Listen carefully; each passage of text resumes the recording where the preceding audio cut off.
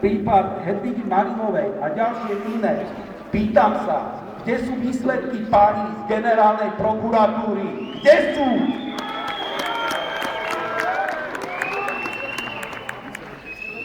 Protestujem proti stavu, v ktorom sa nachádza naše súdnictvo.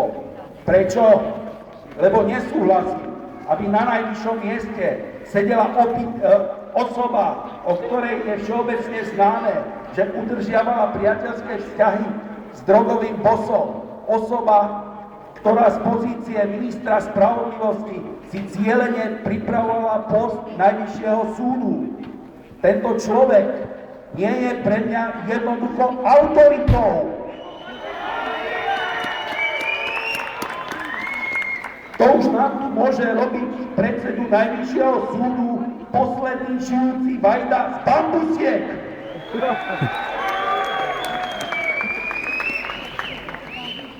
Protestujem voči postaveniu Ústavného súdu Slovenskej republiky. Prečo? Lebo každý z nás musí robiť rozhodnutia, častokrát aj tie ťažké životné, a nikto z nás ich nemôže odkladať. Prečo toto právo nemôže mať aj Ústavný súd? Nech jednoducho koná. Preto musí byť jednoznačne stanovená lehota, do ktorej musí Ústavný súd vo veci podania rozhodnúť. Musia jednoducho konať.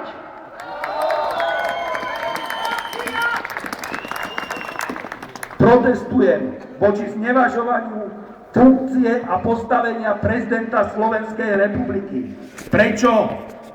Lebo som nadobudol presvedčenie, že osoba, ktorá túto funkciu teraz vykonáva, vykupčila svoju stoličkou výmenou za lojalitu a poslušnosť voči politickej strane, ktorá podporovala jeho kandidatúru.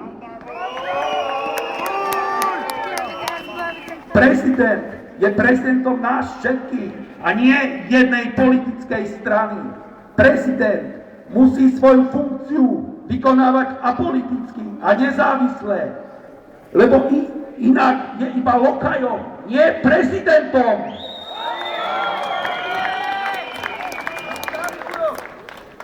A teraz niekoľko výziev. Výzva mládeži novembra 89. Ľudia, mládež novembra 89, príďte medzi nás. Takto sme to predsa nechceli. Zdvihnite svoje pohodlné zadky z foteliek a pokúsme sa spoločne napraviť to, čo sme v novembri 89 nedokončili. Tvoj syn, tvoja dcéra tu už možno na teba čaká, tak príď medzi nás.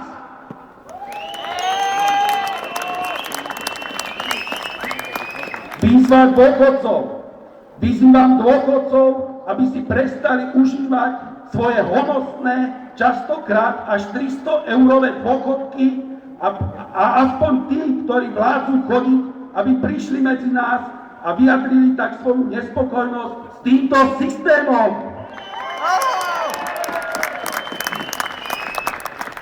Výzva politikov, politici, vyzývam vás, aby ste sa začali zaoberať našimi protestmi a požiadavkami a berte ich vážne, lebo inak vám volebnú kampaň tento rok urobí ulica, námestie, vaši bývalí voliči.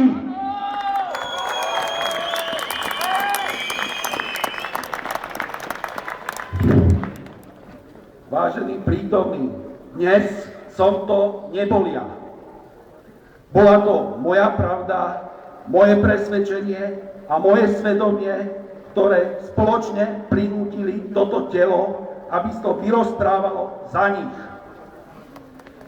Ja vám tú moju pravdu dnes ponúkam.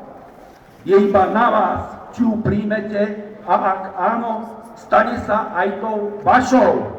Ďakujem.